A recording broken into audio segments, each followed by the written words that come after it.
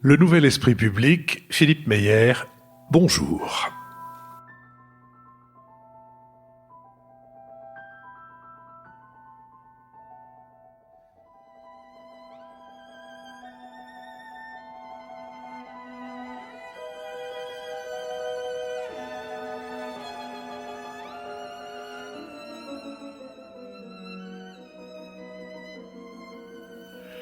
Bonjour, merci de nous avoir rejoints pour ce nouvel esprit public de rentrée, nouveau nouvel esprit public de rentrée, nouveau nouvel esprit public de rentrée en public à l'école alsacienne, au cours duquel nous allons tenter d'éclairer certains aspects de l'actualité. Nous le ferons avec Matthias Feckel, ancien ministre de l'Intérieur et avocat, avec Lucille Schmid, du comité de rédaction de la revue Esprit, avec Richard Verly, correspondant à Paris du journal helvétique Le Temps, et avec Michaela Wiegel, correspondante à Paris de la Frankfurter Allgemeine Zeitung.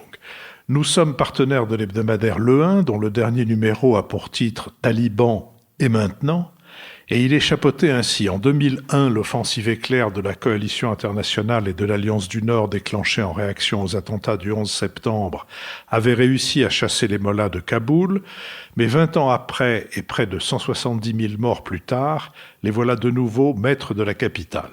Ce numéro essaie de comprendre les racines de cet échec, d'analyser les erreurs de stratégie d'une guerre qui a mené le pays dans l'impasse sans vaincre pour autant le terrorisme islamiste, bref, de saisir pourquoi d'une déflagration à l'autre, les 2 dernières décennies n'auront été qu'une parenthèse qui, en se refermant brutalement, ruine l'espoir de voir s'établir un État afghan stable, à même de faire taire les dissensions ethniques et d'offrir à chacun liberté, éducation et sécurité. Tout l'été, nos badas, si c'est pour la culture, on a déjà donné, ont été consacrés à un hommage à Bertrand Tavernier. Le 3e des entretiens avec son producteur principal, Frédéric Bourboulon, clora cette série. Il sera mis en ligne le mercredi 15, car mercredi prochain, le 8 septembre, nous mettrons en ligne l'enregistrement des échanges que nous aurons tout à l'heure avec le public, que je remercie d'être venu en nombre, et comme disait tout à l'heure Michaela Wiegel, malgré le très beau temps à Paris. Le prochain enregistrement public aura lieu le dimanche 3 octobre. Les inscriptions sont ouvertes. Il vous suffit de vous rendre sur notre site et de cliquer sur l'onglet émissions publiques. Et puis notez que notre site comporte désormais un nouvel onglet qui permet de retrouver toutes nos émissions thématiques depuis septembre 2017. Enfin, le compendium de toutes nos émissions est désormais accessible dans un nouveau format, plus commode, à la fois plus élégant et plus facile à transférer. Je vous propose maintenant que nous nous interrogions et que nous nous demandions si les primaires sont une machine à perdre. L'automne qui arrive pourrait s'annoncer comme la saison des primaires en vue des présidentielles de 2022. À droite, plusieurs candidats se sont déclarés en leur faveur. Valérie Pécresse, Michel Barnier, Philippe Juvin et Éric Ciotti. Mais Xavier Bertrand s'y oppose. Le 2 septembre, le président des Républicains, Christian Jacob, a annoncé que ce sont les militants qui trancheront lors du congrès le 25 septembre si des primaires doivent avoir lieu et sous quelle forme. LR va donc procéder à une primaire de la primaire.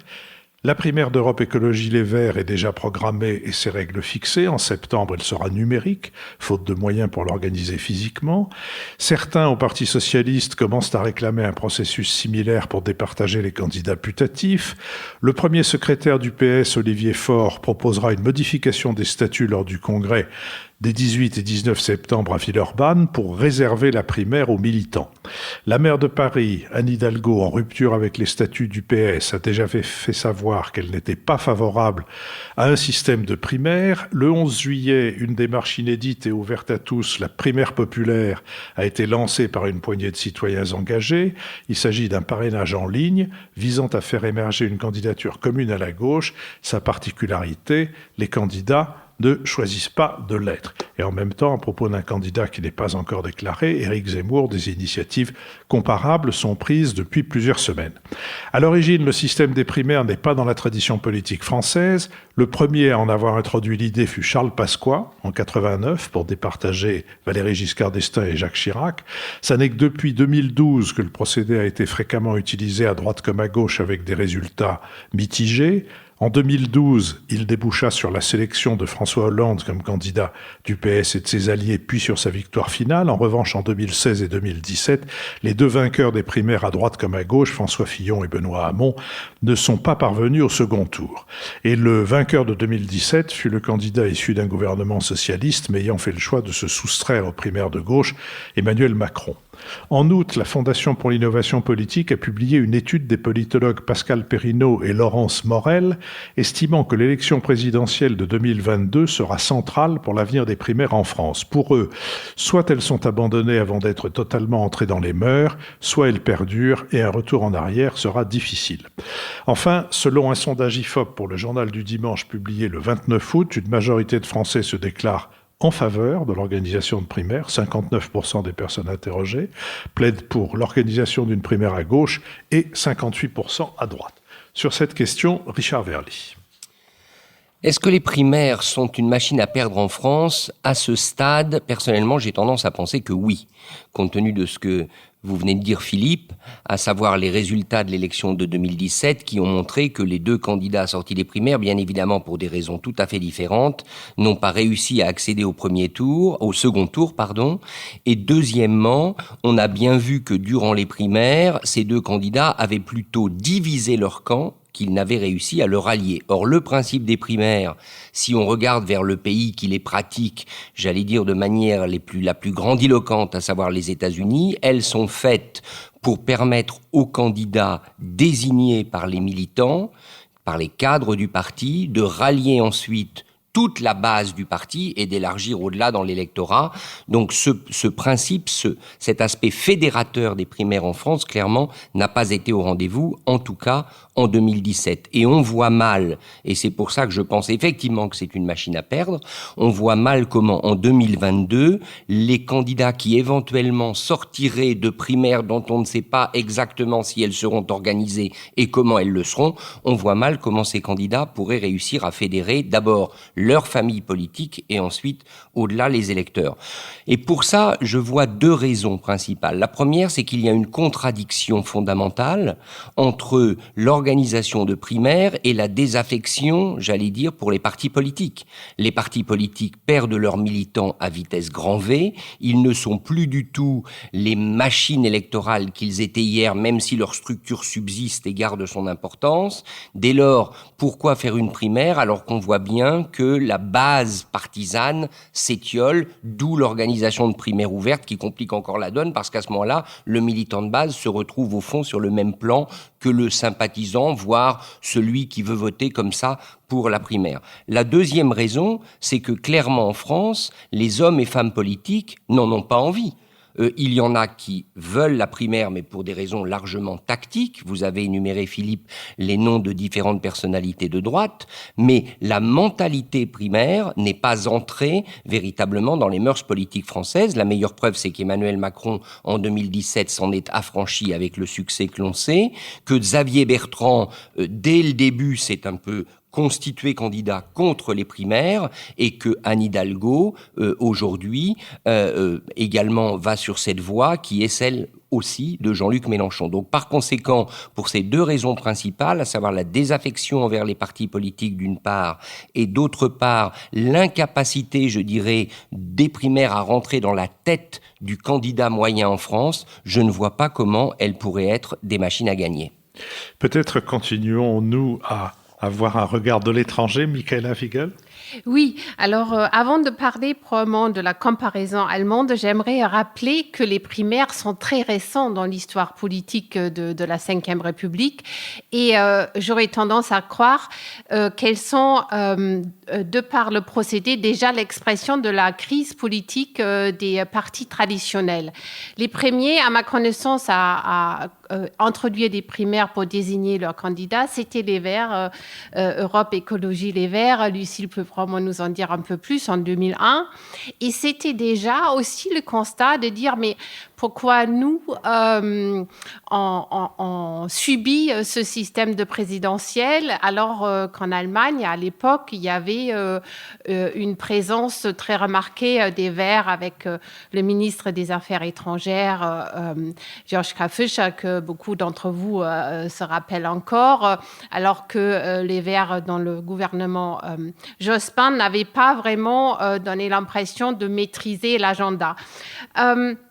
Donc, les primaires comme moyen, en quelque sorte, de surmonter le problème qu'il n'existait plus d'hommes ou de femmes providentiels. Parce qu'effectivement, et c'est probablement Emmanuel Macron qui l'avait le mieux senti, ce système très personnalisé de la présidentielle exige en quelque sorte un homme, une femme qui prétendent d'avoir une mission, une vocation. Et d'ailleurs, si vous vous souvenez, pendant la campagne présidentielle, il y a 5 ans, c'était effectivement, il était parti sur Jeanne d'Arc, sur sa mission de réformer la France. Mais en même temps, cela cachait un petit peu que son succès était aussi le succès d'un programme. Et c'est là où je pense, sans les réponses, cette crise politique des partis, c'est vraiment surmontable qu'avec un programme. Et donc, il faut la personne, mais il faut aussi le programme. Et j'ai l'impression, aussi bien à droite, chez les Républicains, où on a cette multitude de candidats, comme à gauche, il manque un programme cohérent. Et c'est là où j'aimerais jeter le regard sur l'Allemagne. Alors, en Allemagne, le système électoral déjà est beaucoup moins personnalisé puisqu'on a des listes et des candidats des partis. Mais cette année, on a quand même un très fort impact des candidats. Et on voit bien que alors aucun des candidats, il faut le rappeler, en Allemagne est désigné par des primaires, alors qu'on débattait aussi est-ce que ça peut être utile. Le plus autoritaire étaient les Verts, qui ont laissé à leurs 2 coprésidents de faire le choix. Et assez bizarrement, un parti qui est tellement épris de démocratie de base, il trouvait ça génial que ça soit entre les 2 têtes du parti qui faisait leur choix. Aujourd'hui, ils trouvent ça un peu moins génial parce qu'il s'avère que probablement Robert Habeck aurait fait un meilleur candidat qu'Annalena Baerbock qui avait faussé sa biographie. La SPD aussi n'a pas fait confiance à des primaires, mais a juste laissé ses membres qui étaient à jour de leur cotisation voter lors d'un vote électronique et ont donc désigné Olaf Scholz qui est aujourd'hui le favori des sondages.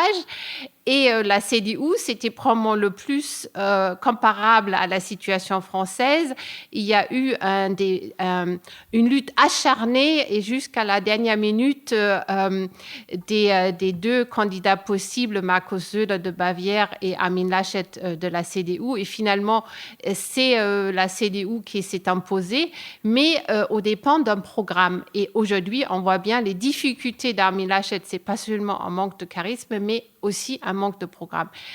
Donc, je crois, si on veut résoudre la question des primaires en France, il faudrait revenir au programme, et on le voit en Allemagne, ceux qui ont le programme le plus cohérent, pour l'instant, sont en tête des sondages. J'ai bien aimé, Michaela, entendre cette présentation des 2 candidats de droite en Allemagne, l'un de la CDU et l'autre de Bavière. On voit bien que la Bavière est en effet un parti. Alors, habile transition à franco-allemand pour venir progressivement à entendre une parole française. Matthias Feckel. C'est vrai que la Bavière a son propre parti chrétien-démocrate, qui est le parti chrétien-social, le CSU. Alors, il me semble qu'en politique, ce qui compte, ce sont les dynamiques. Quand on réussit à enclencher une dynamique, on peut en sortir victorieux. Quand on n'y arrive pas, au contraire, on perd. Alors, derrière cette évidence, s'en cache une deuxième, c'est que les primaires sont un outil et pas une fin en soi. Elles peuvent être des déclencheurs absolument extraordinaires de dynamique. Elles l'ont été en 2011 et 2012 pour la gauche. Elles l'ont en réalité été en 2016-2017 pour la droite. Les primaires à l'époque donnent un coup de booster au candidat Fillon très important. Ce qui plante ensuite cette candidature, c'est pas les primaires, c'est tout ce qui vient après. Et ce sont les affaires judiciaires. Donc je pense qu'on ne peut pas dire de manière générique les primaires sont bonnes ou sont mauvaises. Alors quand on a dit cela, si on se place maintenant dans le contexte d'aujourd'hui, moi je rejoins ce qui a été dit auparavant sur le fait que pour 2022, c'est plutôt parti pour que ces primaires soient des machines à perdre. Alors moi j'y vois plusieurs explications. Une première qui a été avancée déjà, c'est que les primaires ne peuvent pas masquer l'absence de travail sur le fond. Quand vous avez des partis politiques qui ne travaillent plus sur les idées, qui ne travaillent plus sur les projets, sur une vision pour la France qui soit adaptée au monde contemporain, vous pouvez faire toutes les primaires que vous voulez, elles ne suffiront pas à convaincre les citoyens qu'ils seront entre de bonnes mains en choisissant ce parti. La politique, c'est toujours des idées et une incarnation. C'est la très belle phrase de Merleau-Ponty dans sa note sur Machiavel où il dit « Il faut avoir des idées, mais cela ne suffit pas. Tant qu'on n'a pas choisi ceux qui ont pour mission de les porter dans la lutte historique, on n'a rien fait. » Et une primaire, ça doit être ça. Non pas la rencontre entre un homme ou une femme et un pays, mais la rencontre entre un projet et l'incarnation de ce projet. La deuxième explication, ce sont les divisions. Vous pouvez juxtaposer des primaires quand vous avez à la sortie 4 ou 5 candidats à gauche, 4 ou 5 candidats à droite. On voit bien que ce n'est plus un facteur d'unification. Donc peut-être un candidat issu d'une primaire aura un petit avantage parce qu'on se dit qu'il a été choisi démocratiquement, mais si à la fin son électorat naturel est morcelé entre différents candidats, on voit là aussi que ça ne peut pas fonctionner. Et puis le troisième aspect qui est un peu lié à tout cela, c'est l'affaiblissement inédit des partis politiques. Lorsque les primaires fonctionnent, c'est parce qu'elles s'adossent à des partis qui sont encore forts, légitimes, qui ont une confiance ou qui disposent d'une cote de confiance dans la population et qui se modernisent. C'était le cas pour le PS en 2011, c'est apparu comme quelque chose de très moderne, ces primaires, parce que c'est un parti qui s'ouvrait, qui faisait confiance déjà aux citoyens avant même la campagne officielle pour participer au choix du candidat. Mais aujourd'hui, la situation des partis me semble bien différente. En partie par l'usure du pouvoir, en partie sans doute par leur manque de travail, et puis parce qu'on a basculé dans autre chose, dans une démocratie de l'immédiateté, de l'émotion, de la polémique permanente. On est confronté aussi à une crise de confiance qui résulte des lourdeurs des processus de décision. Entre le moment où un décideur politique annonce quelque chose et le moment où les Français voient une réalisation concrète dans leur vie, il se passe tellement de temps qu'au final, la crédibilité de la parole politique en est aussi très fortement entamée. Voilà, pour contribuer au débat, il me semble que les primaires sont un outil, elles ne sont ni un mal en soi, ni une solution miracle, elles ne fonctionnent que lorsque le fond, l'absence de division et l'incarnation sont également au rendez-vous. Lucille Schmitt. Oui, merci Philippe. Moi, je voulais rebondir sur certaines choses qu'a dit Michaëla et d'abord rappeler qu'en 2001, si les Verts avaient été les premiers à mener une primaire en France, et Alain Lipietz, désigné, avait ensuite été démis parce qu'il avait prononcé des paroles beaucoup trop fortes en faveur de l'indépendance corse. Et même les Verts avaient jugé que c'était un candidat déraisonnable. Et donc, c'est un candidat, au fond, désigné par les Verts, Noël Mamère, qui a permis aux Verts, et donc contre la primaire, qui a permis aux Verts de faire leur meilleur score, 5,2, je crois, %. Mais au moment même où Lionel Jospin était, lui, éliminé au premier tour de la présidentielle. Tout ça pour rappeler à travers cet exemple, qu'en France, les primaires sont au fond un système qui ne correspond pas à la scène politique française. Pourquoi ? Parce qu'il a été largement importé des États-Unis, où il est inscrit dans les institutions, et qu'aux États-Unis, les primaires, c'est par rapport à deux grands partis dont on ne cesse de rappeler que leurs différences idéologiques sont beaucoup moins fortes, en tout cas dans les affirmations, peut-être pas dans la pratique du pouvoir, ça je n'en sais rien, mais en tout cas dans les affirmations et dans l'identité idéologique, il y a évidemment une différence très forte entre les partis politiques en France et les deux grands partis américains. La deuxième chose importante, c'est que quand on inscrit une primaire dans les institutions, d'une certaine manière, les citoyens, les futurs électeurs se sentent obligés d'y participer. C'est pas du tout le cas en France, c'est-à-dire que certes dans les sondages que citait Philippe, les électeurs les Français se déclarent favorables aux primaires, mais ensuite, se déplaceront-ils ? Ça reste un inconnu. C'est différent de répondre à un sondage et de se déplacer réellement. Par exemple, si les Verts ont inscrit ça dans leur histoire de longue date, aujourd'hui, il y a moins de 20 000 personnes inscrites à la primaire des Verts, dont le premier débat d'ailleurs se déroule aujourd'hui à midi, et personne ne le sait. Donc il y a un vrai sujet sur le fait d'organiser des primaires dont personne n'est conscient, avec des candidats qui en plus multiplient des déclarations qui souvent donnent le sentiment qu'ils sont contre la présidentielle ou tiennent des propos extrémistes, et quelque part, ça ne construit pas la dynamique électorale. Je rejoins ce que disait Mathias, c'est-à-dire qu'une primaire, elle ne peut être bénéfique que si elle construit une dynamique. Effectivement, la droite, en 2016, avait eu plus de 4 millions de votants, et ensuite, ce sont les errements, les découvertes de la campagne électorale, au fond, les accidents de campagne électorale qui ont créé la dynamique qui a permis à Emmanuel Macron de gagner, ou l'antidynamique qui a entraîné la défaite de Fillon. Mais en tout cas, on doit être conscient d'une chose, c'est que ce qu'on appelle primaire, ça dépend évidemment des modalités dans lesquelles ça se déroule, ça dépend du calendrier, ça dépend des candidats, et surtout en France, ce n'est pas inscrit dans les institutions. Ça reste au fond une modalité, une procédure qui a été établie par effraction. La deuxième chose qui me semble importante, c'est que aujourd'hui, parce que c'est justement quelque chose qui n'est pas inscrit dans les institutions, on appelle primaire des choses extrêmement différentes.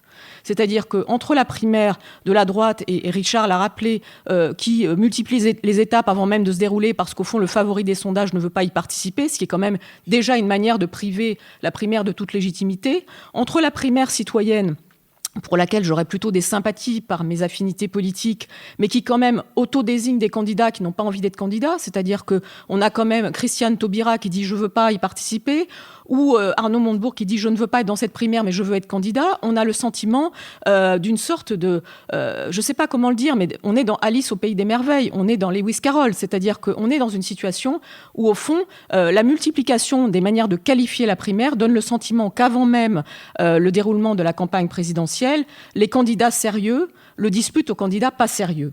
Et qu'au fond, notre choix, par défaut, est déjà fait. Et ça, c'est l'inverse de ce qu'il faudrait organiser, puisque l'élection présidentielle qui vient est une élection fondamentale, et que si déjà une famille politique, en fait, assez largement la gauche, mais aussi une autre famille politique, la droite, sont en train de se délégitimer, que nous restera-t-il à faire ? Eh bien, le duel Emmanuel Macron, Marine Le Pen. Et ça, c'est quelque chose qui risque justement d'empêcher la construction de toute dynamique électorale. Et comme le disait Mathias, que je cite 2 fois, ce qui compte lorsqu'on fait des primaires, c'est de construire une dynamique électorale. Je terminerai juste, pour ne pas être trop longue, je fais mon Jean-Louis Bourlange, Ne vous vantez pas. Par 2 choses. C'est que, d'une part, la question des contenus des programmes est effectivement extrêmement négligée, et je suis frappée que la primaire citoyenne veuille désigner des personnes et n'insiste pas sur les contenus. C'est quand même une erreur et une limite importante. Et d'autre part, que même si les partis politiques sont faibles, les candidats issus des primaires devront compter sur les partis politiques pour 2 choses. La quête des signatures, puisque je rappelle qu'il faut 500 signatures pour se présenter à l'élection présidentielle, et la question de l'argent, même si on le sait, parfois dans les campagnes électorales, on prétend être plus riche ou on ne respecte pas les contraintes juridiques posées. On est en situation de dépendre des appareils, et ça, c'est quelque chose qu'il faut garder en tête lorsqu'on prétend se présenter à la présidentielle en France. Richard Verly.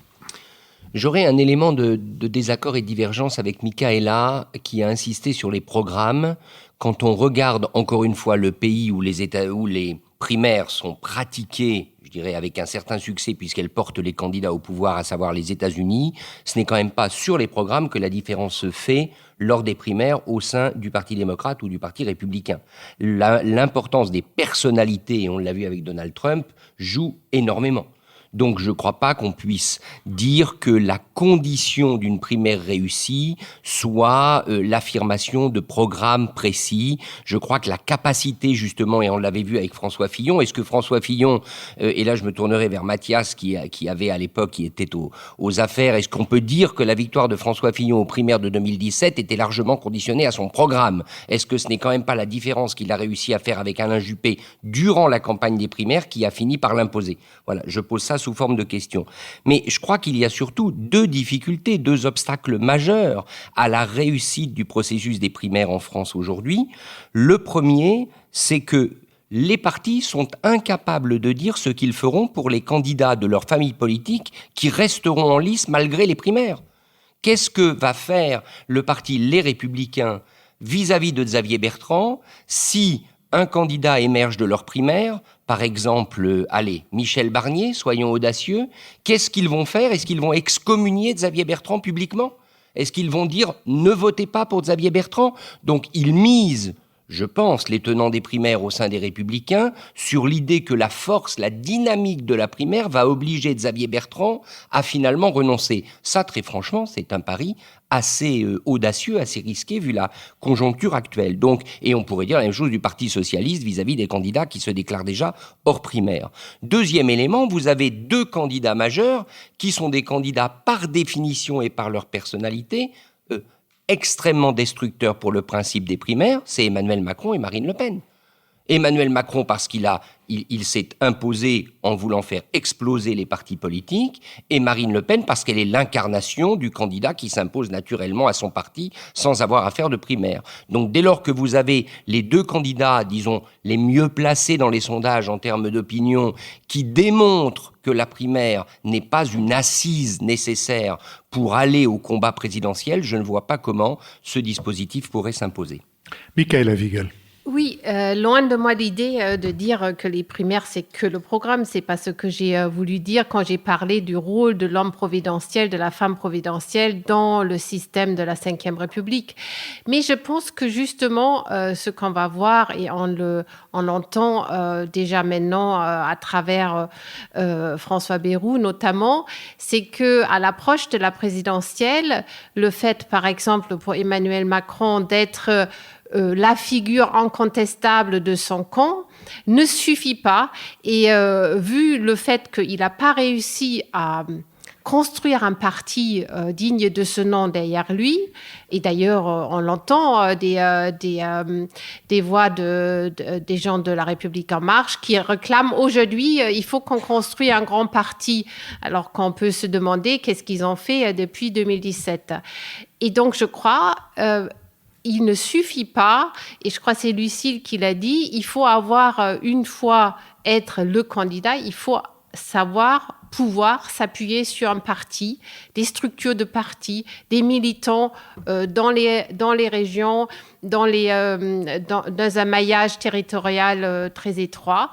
Et d'ailleurs, même si on n'oublie pas la très forte abstention, je trouvais très intéressant les résultats des régionales qui ont quand même montré que il y avait une prime au sortant, il y avait donc la personnalité qui jouait, mais en même temps, ce qui jouait aussi dans le résultat, c'était le maillage territorial.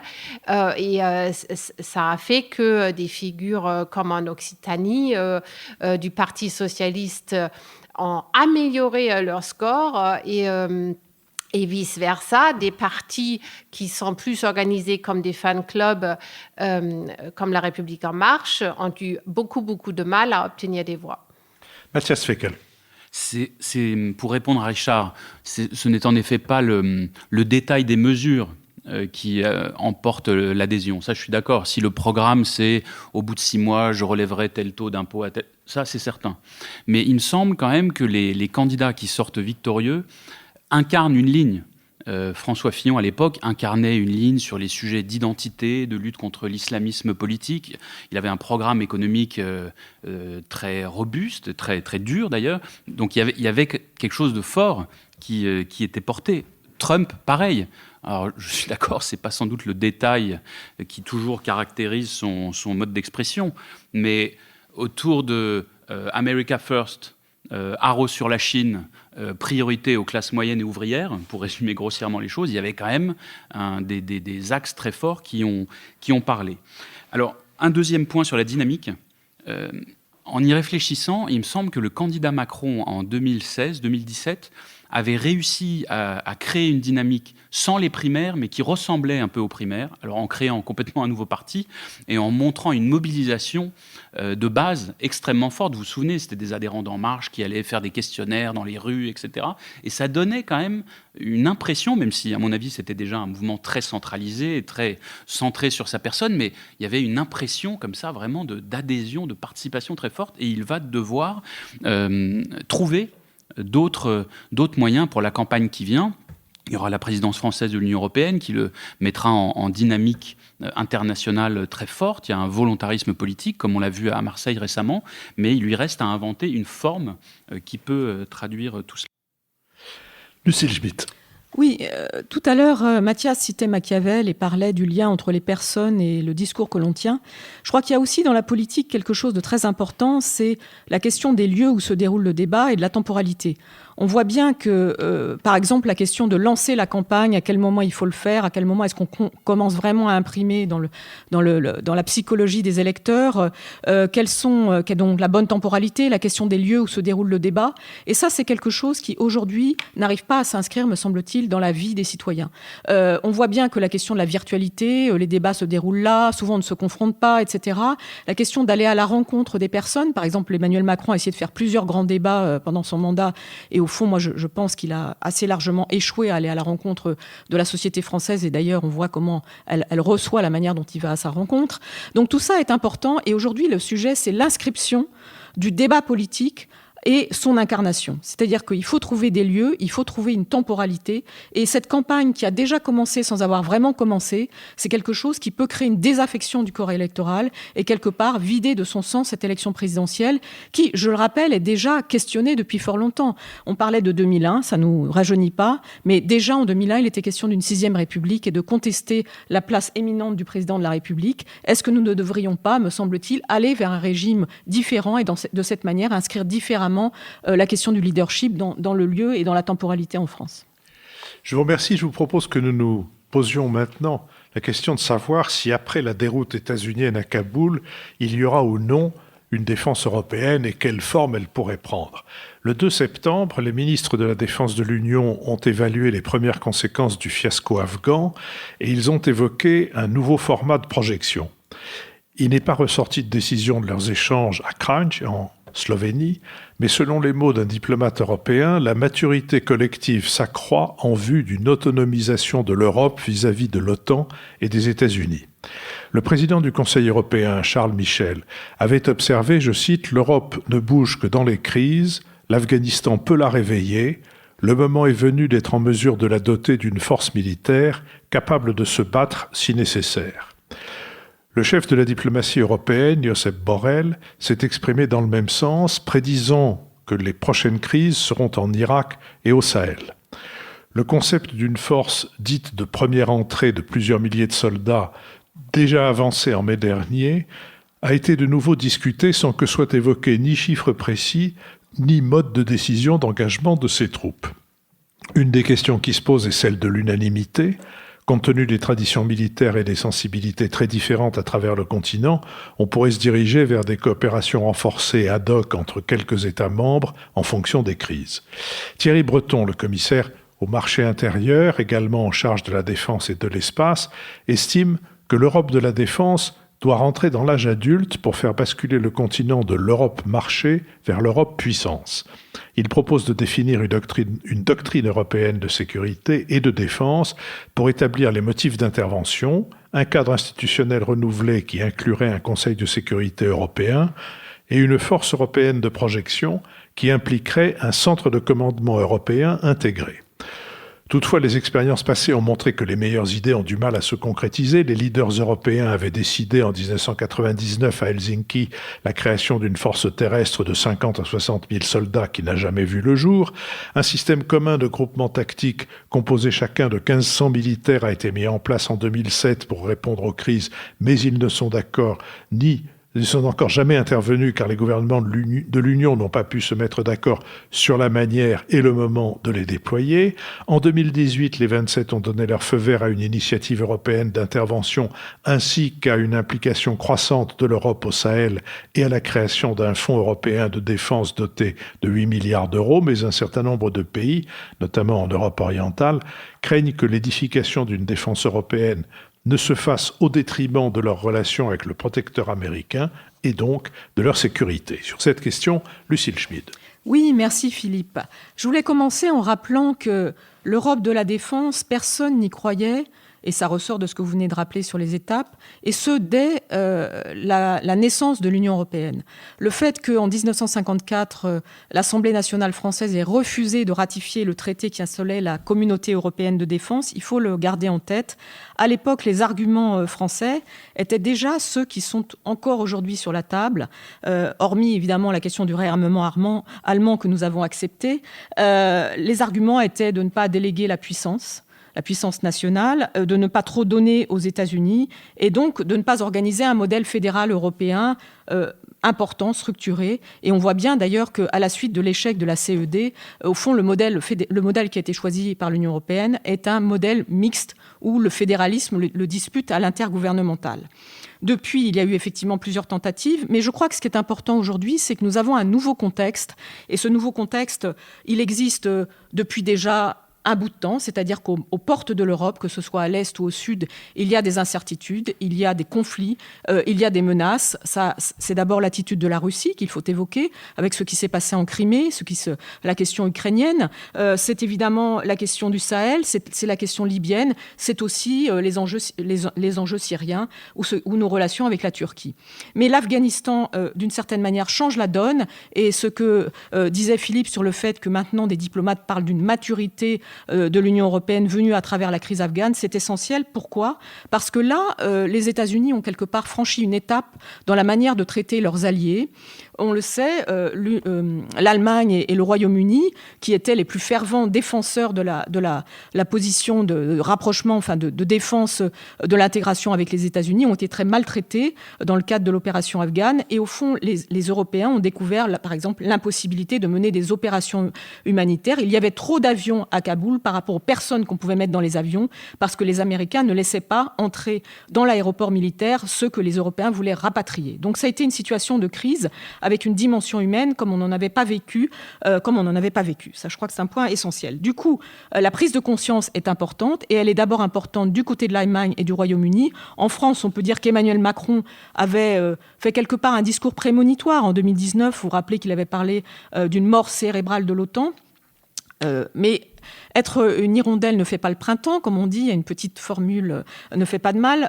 Avoir eu raison trop tôt, est-ce que c'est pas aussi quelque chose qui va empêcher Macron de faire des alliances, enfin en tout cas de susciter cette armée européenne qu'il appelle de ses voeux pour adosser le concept d'Europe puissance? C'est une question qui est vraiment posée aujourd'hui. Alors, Joseph Borrell, qui est le haut représentant de l'Union européenne aux affaires étrangères et à la politique de sécurité, a évoqué deux choses. Il l'a fait d'ailleurs dans le New York Times, c'est intéressant, il l'a fait dans un journal américain, peut-être que c'était une forme de provocation. En tout cas, deux choses ont été évoquées. Le fait d'organiser une armée européenne qui, comme on l'avait déjà proposé à Helsinki en 1999, pourrait être de 50 à 60 000 personnes, mais surtout d'avoir un bataillon de 5 à 6 000 personnes qui pourraient intervenir en urgence. Et évidemment, les 5 à 6 000 personnes, ce n'est pas un hasard, c'est le nombre des soldats américains qui étaient autour de l'aéroport militaire de Kaboul.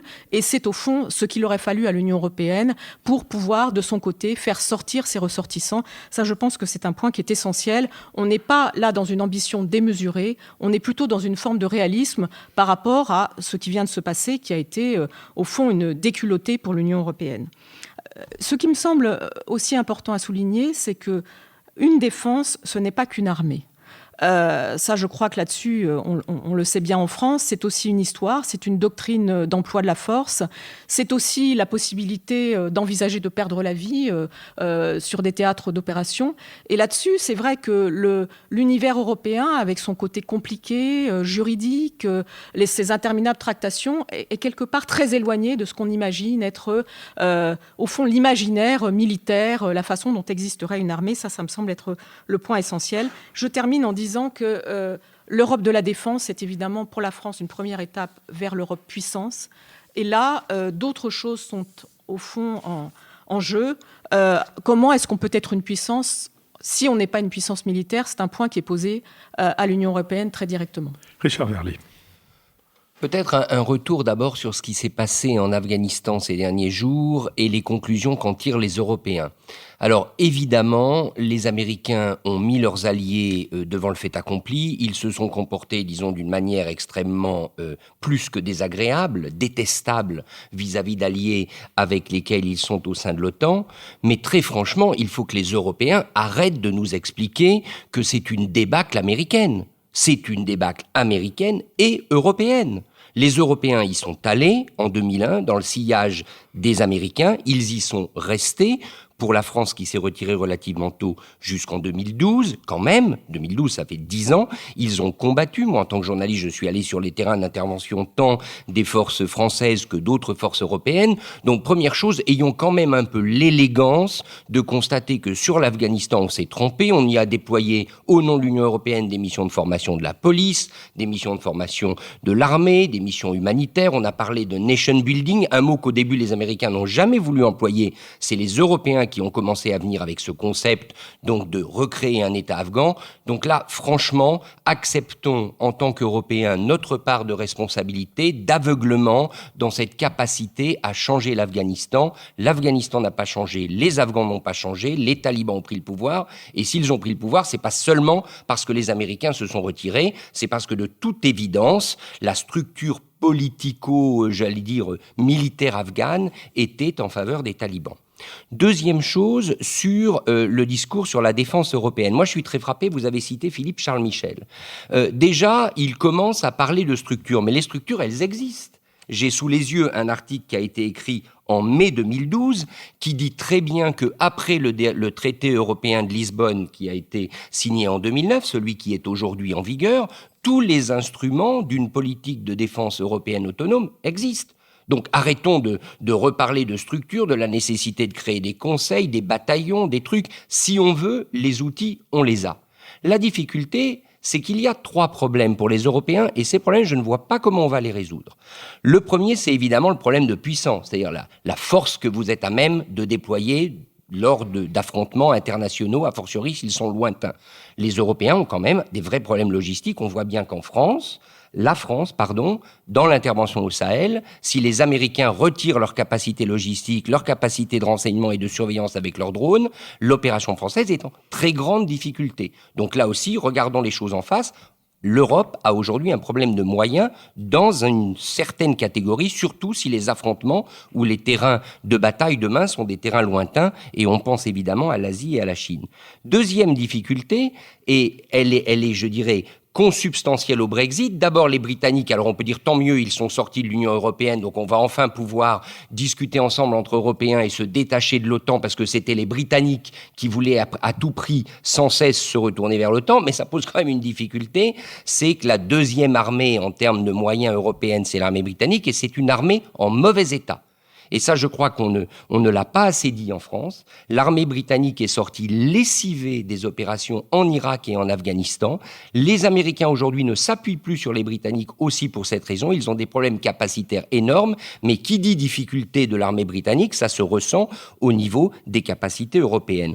Enfin, troisième chose, il y a un syndrome qu'il va falloir résoudre. C'est le syndrome que j'appellerais du téléphone, du bouton et de l'action. C'est-à-dire, on téléphone à qui en cas de crise? Donc on téléphone à qui? C'est la fameuse phrase américaine, vous savez, quand j'appelle l'Europe, je ne sais pas qui va décrocher. On n'a toujours pas résolu le problème, parce que pour l'instant, on peut critiquer l'OTAN qui le mérite, qui est dans une situation de débâcle total en Afghanistan, mais l'OTAN, ça marche. Ceux qui l'ont fréquenté savent que c'est une alliance qui fonctionne, elle a plus d'un demi-siècle d'existence, on sait qui appeler, on sait comment ça marche. Donc comment on va remplacer l'OTAN? Là, pour l'instant, on n'y voit pas clair. Deuxièmement, c'est la question du bouton. C'est-à-dire, une fois que quelqu'un a décroché le téléphone, qui appuie sur le bouton? Qui dit au fameux bataillon que Lucille appelle de ses voeux, vous vous déployez, vous partez? Là, j'ai pas encore vu la réponse. Et troisième chose, c'est tout simplement l'action. C'est-à-dire le bataillon en question, il intervient comment? Avec quels moyens? Il est soutenu par quels hélicoptères? Par quels appareils de transport? Donc, tout ça pour dire que ce n'est pas une question de structure, la défense européenne. Les structures, elles existent. C'est une question de volonté politique et de capacité pour les alliés. Et là, la difficulté de l'Europe centrale et orientale se pose, à se mettre autour d'une table et à se dire, en cas de crise, c'est toi le patron, c'est toi qui interviens, et on te fera confiance et on te suivra. Michaela Wiegel. Oui, beaucoup a été dit. J'aimerais, une fois n'est pas coutume, vraiment prendre la défense des Américains. J'aimerais tout d'abord rappeler que l'opération en Afghanistan, on l'a trop vite oublié, a été déclenchée donc après l'attentat du 11 septembre, mais surtout en faisant appel pour la première fois à l'article 5, le fameux article 5 de ce traité transatlantique sur la défense collective. Et donc, si les Européens y sont intervenus, c'est vraiment en solidarité des États-Unis. Je crois ça, il faut le garder en tête, parce que tout ce qui a été dit sur rétablir une nation, tout ça, c'est venu vraiment bien après. Et à l'époque, il y avait un grand débat des opérations out of area, c'est-à-dire hors domaine de l'OTAN. Et on peut dire avec l'ancien secrétaire général de l'OTAN qu'aujourd'hui, c'est out of area is out of business. C'est-à-dire aujourd'hui, on voit bien que ces opérations loin du cœur de cette alliance collective n'ont pas donné de succès. Alors, pourquoi j'aimerais prendre la défense des Américains? Parce qu'il y a eu une paresse énorme des alliés européens pendant toute la période où le retrait de l'Afghanistan a été annoncé. C'est d'abord Donald Trump, mais Joe Biden, tout de suite après son élection, a confirmé que les Américains allaient bien retirer leurs troupes de l'Afghanistan. Et pendant tous ces mois, entre janvier, février et juillet, les conseils de l'OTAN se sont réunis. Les Européens, ceux qui restaient dans l'Union européenne d'ailleurs, étaient libres d'en discuter. Rien n'a été fait. C'est-à-dire tout le monde savait, mais tout le monde a pris l'air très, très surpris que finalement, les Américains faisaient suivre des actes à leurs paroles. Et effectivement, en Allemagne, la déception aujourd'hui est grande. Il y a un grand débat, notamment pendant la campagne électorale.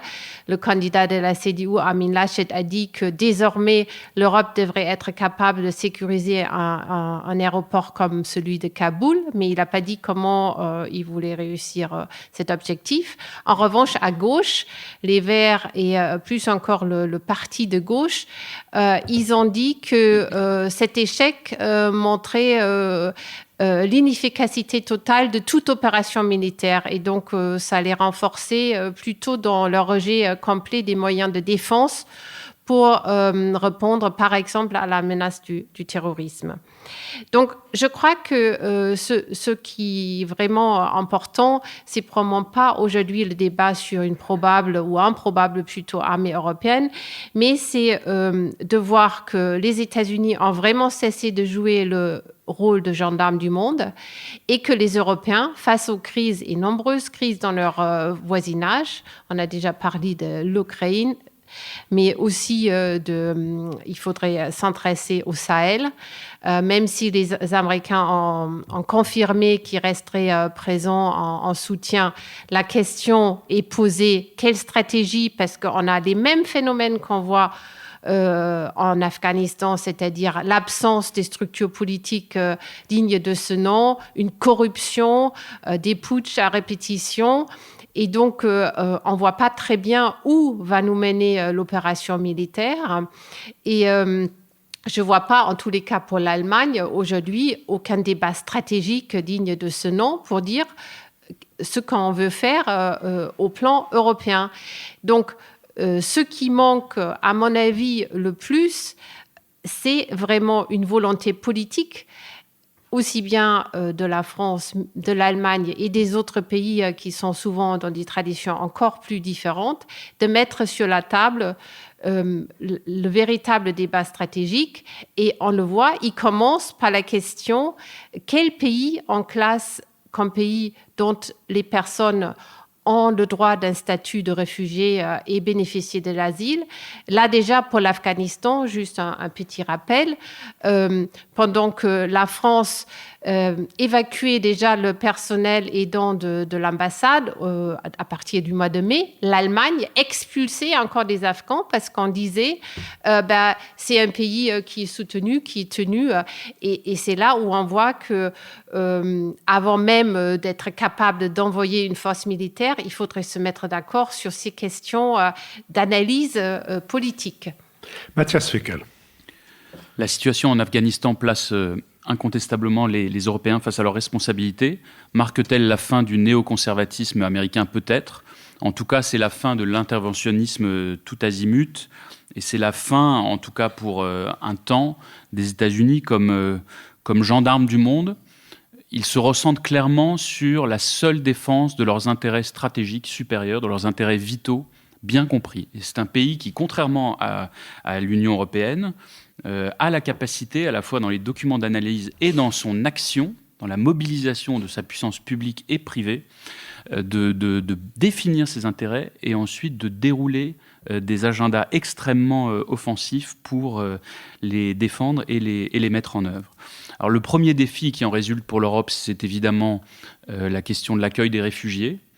Et là-dessus, on ne rappellera jamais assez à quel point l'asile est un droit.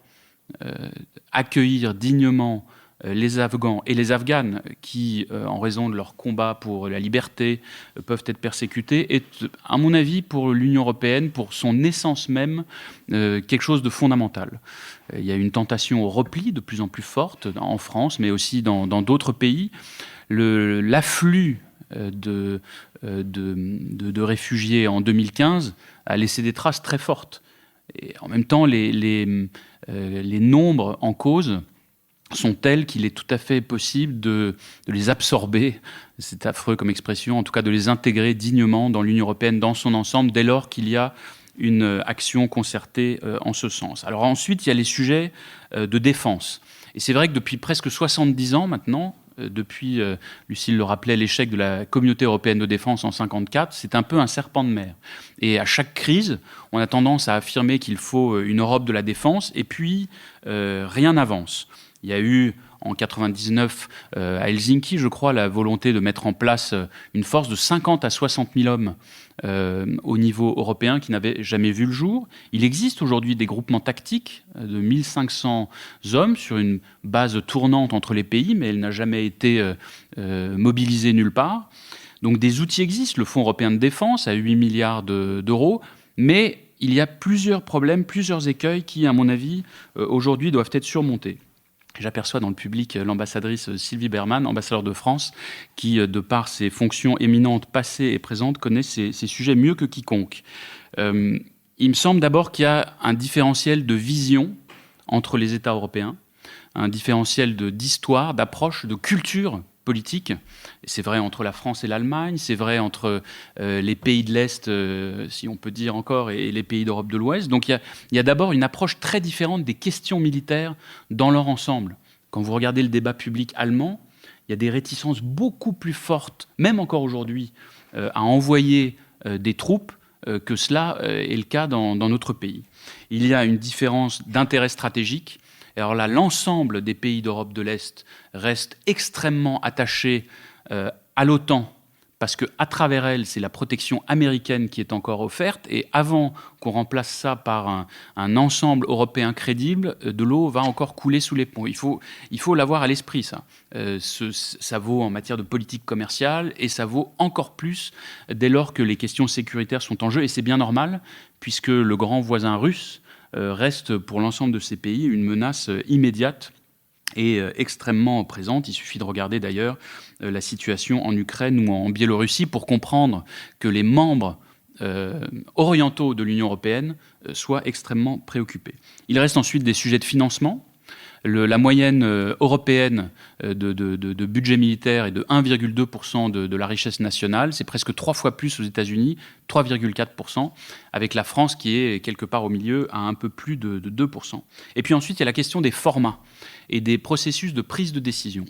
Et personnellement, je crois beaucoup plus à des solutions pragmatiques au cas par cas avec des coopérations renforcées qui ne mobiliseront pas toujours les mêmes pays et qui seront variables en fonction des situations auxquelles il faut répondre, beaucoup plus qu'au grand soir de la grande armée européenne qui tout d'un coup rassemblerait les 27 membres et qui se mobiliserait aux quatre coins du monde. Aujourd'hui, personne n'a envie de mourir pour l'Union européenne. En revanche, des hommes, des femmes sont prêts à donner leur vie pour la défense de certaines valeurs et lorsque, là aussi, nos intérêts peuvent être menacés dans certains théâtres d'opération. Donc, il me semble que l'avenir, sans doute, comme souvent en Europe, ce sont des petits pas, mais qui peuvent vraiment répondre à des situations concrètes, renforcement des budgets en la matière certainement, mise en place de processus de décision dans lesquels on se passe de l'unanimité, parce que quand vous avez une crise à gérer et qu'il faut être d'accord à 27, vous voyez bien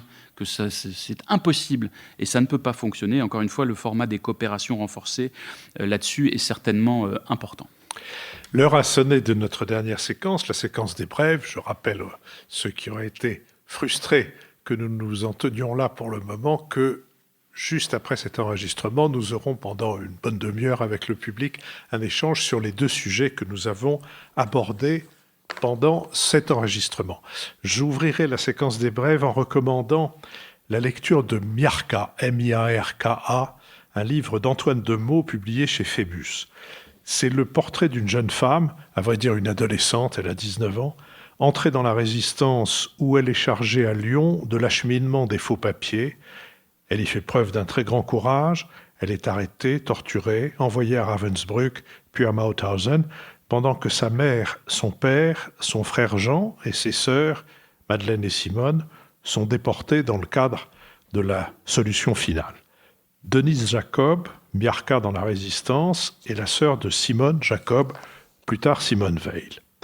C'est le portrait d'une femme d'une grande beauté, comme on le voit sur la photo de couverture. Elle est issue d'une famille impressionnante par son attachement au savoir, aux livres, à la littérature, à la conversation, aux échanges, à l'impératif moral, à la recherche de la beauté. L'admiration qu'Antoine Demeaux voue à Miarka n'est pas béate, elle est précise, contagieuse et tonifiante. Mais son livre peut être aussi un livre terrible. Il est terrible parce que, pour moi, qui ai signé avec Frédéric Rossif ce documentaire sur le nazisme de Nuremberg à Nuremberg, la difficulté à partager le destin dans lequel se sont trouvés les déportés parce que résistantes et les déportés parce que juives n'a jamais été aussi claire ni aussi prenante. La réflexion sur la transmission, qui termine le livre d'Antoine Demeaux, m'a personnellement touché au plus haut point. Richard Verly. Eh bien, c'est un livre qui est souligné par notre partenariat avec le 1 dont je vais vous parler. Alors, pardon pour l'éventuel conflit d'intérêts, mais croyez-moi, je l'ai lu sans du tout avoir en tête ce partenariat entre le Nouvel Esprit Public et le 1. Je vais parler du roman il y a des intérêts croisés assumés. Voilà. Très volontiers. Je vais parler du roman d'Éric Fotorino qui s'appelle Mohican, qui est sorti ces jours-ci et qui nous raconte l'histoire, au fond, de la fracture générationnelle de paysans dans le Jura, pas très loin de la Suisse, dans le Jura français, à propos des éoliennes. Et comment, et c'est ça pour moi qui fait la force de l'histoire, outre le talent de conteur d'Éric Fotorino, il a bien compris, à mon sens, combien aujourd'hui, les éoliennes, il y a un lobby industriel de l'éolienne qui remplace en quelque sorte le lobby industriel qui a équipé les paysans de tracteurs énormes, de moissonneuses-batteuses toujours plus grandes, tout ça financé par les banques qui ont un intérêt objectif à ces suréquipements. Et il a bien compris comment pour une génération de paysans qui hier a surinvesti dans la mécanique et dans la chimie, aujourd'hui l'éolienne peut être vue comme un nouveau moyen de valoriser industriellement les terres agricoles, alors qu'une autre génération nouvelle, sensible aux thèses écologistes et bio, souhaite se débarrasser de tous ces équipements. Bref, c'est donc subtil, parce que les éoliennes, on le sait, sont une grande revendication écologiste, mais il creuse l'aspect, il s'intéresse au fond à toutes ces entreprises qui vendent des éoliennes et qui sont loin elle, d'être écologiste. Je trouve que c'est passionnant, ça se passe dans le Jura. Je ne vous dis pas évidemment qu'est-ce qui se passe et comment ça se termine, mais je vous propose de lire Mohican, c'est publié aux éditions Gallimard. Je vois dans cette salle qui est décidément très bien fréquentée une ancienne préfète qui m'avait expliqué en son temps à quel point les éoliennes et l'industrie de l'éolienne étaient le moyen, le dernier et le plus formidable moyen de corruption des élus locaux. Lucille Schmitt. Je propose que nous fassions une thématique du nouvel esprit public sur l'éolien et à mon avis, ça sera assez passionnant. Je croyais que vous vouliez qu'on fasse une thématique sur la fréquentation. Non, je pense que c'est un sujet dont l'ampleur politique est en train éventuellement de contaminer la présidentielle. Moi, je voulais recommander, on a beaucoup parlé des États-Unis en ce qui concerne l'Afghanistan, je voulais recommander un roman américain qui s'appelle L'ex-Success de Gary Shteyngart. Gary Shteyngart, il a une particularité, c'est un romancier américain, mais il est né en URSS en 72 et donc il est arrivé aux États-Unis à l'âge de 7 ans. Et c'est un roman qui se passe dans l'Amérique pré-Trump, c'est-à-dire que c'est un roman qui se passe à l'été 2016. Le héros principal, en fait, à la suite d'une dispute conjugale, il se trouve que c'est un multimillionnaire qui adore les montres parce que les montres, ça se répare, ce qui n'est pas toujours le cas dans les relations humaines, va décider sur un coup de tête en pleine nuit de prendre un bus et de partir pour le Nouveau-Mexique. Et il va ainsi rencontrer, au fond, l'Amérique qui va voter Trump, qu'il n'aurait jamais rencontré s'il n'avait pris ce bus et s'il n'avait laissé sa merveilleuse femme new-yorkaise seule entamer une liaison avec un écrivain qui est peut-être le double de celui qui a écrit. En tout cas, c'est un roman absolument passionnant et surtout plein d'humour. Michaela Wiegel. Oui, alors que s'ouvre le procès des attentats du 13 novembre 2015, il y a une multitude de témoignages. Je voulais recommander un livre qui porte le titre 13 novembre et qui est le résultat d'un programme, à mon avis, unique dans l'histoire mémorielle par le CNRS notamment, et qui regroupe 1 millier de témoignages à plusieurs intervalles. Et ce livre est un des premiers résultats de ce travail. Et je trouve, par rapport à des récits très prenants, là, on est vraiment dans une vue d'ensemble, si on peut se dire ainsi, avec un déroulé très très précis et je trouve, si on veut se replonger dans ce qui s'est passé, c'est un livre très très complet et le bénéfice est entièrement versé à ce programme sur la recherche, sur la mémoire. Mathias Fekl. Je conseille le dernier roman de l'écrivain cubain Leonardo Padura, qui est un écrivain magnifique, l'auteur de L'homme qui aimait les chiens et d'un cycle de romans policiers qui permettent de comprendre le Cuba d'aujourd'hui. C'est un auteur d'abord extraordinaire, ensuite très désabusé sur la situation de son pays, mais qui a décidé de rester vivre à La Havane, dans les quartiers populaires. Et à travers son dernier roman, Poussière dans le vent, on touche cette fois-ci un aspect qu'il n'avait pas encore effleuré dans son œuvre, qui sont les relations entre les Cubains de Cuba et les Cubains exilés, en particulier à Miami, avec comme toujours une galerie de personnages extrêmement fins, extrêmement humains, beaucoup de désillusions et beaucoup d'humanité et de générosité dans ce livre. Je vous remercie. N'oubliez pas que vous pouvez nous soutenir matériellement en allant sur l'onglet « Soutenez-nous », mais aussi moralement en faisant connaître l'esprit public. Nous sommes frappés, ça a été encore mon cas pendant les vacances, de constater le nombre de gens qui nous suivaient autrefois sur d'autres moyens de diffusion et qui ne savent pas, après 4 ans, et pourquoi d'ailleurs le sauraient-ils, comment le sauraient-ils, sinon par le bouche à oreille, que nous sommes reportés, non pas déportés, mais reportés sur Internet. Je remercie Sophie Jacquin, avec qui cette émission a été préparée, Benoît Carré, qui en assure le compte-rendu analytique, Nicolas Tourneau, qui veille au site, Olivier Magloire, qui s'occupe de veiller à notre plateforme de financement, Laurie Galigani et l'ingénieur du son et Christian Sori de l'école alsacienne pour leur soutien. Je remercie aussi bien sûr l'école alsacienne et Nouvelles Écoutes. Dans quelques instants, nous passerons à nos échanges avec le public que je remercie d'être venu malgré le beau temps, comme je le disais tout à l'heure.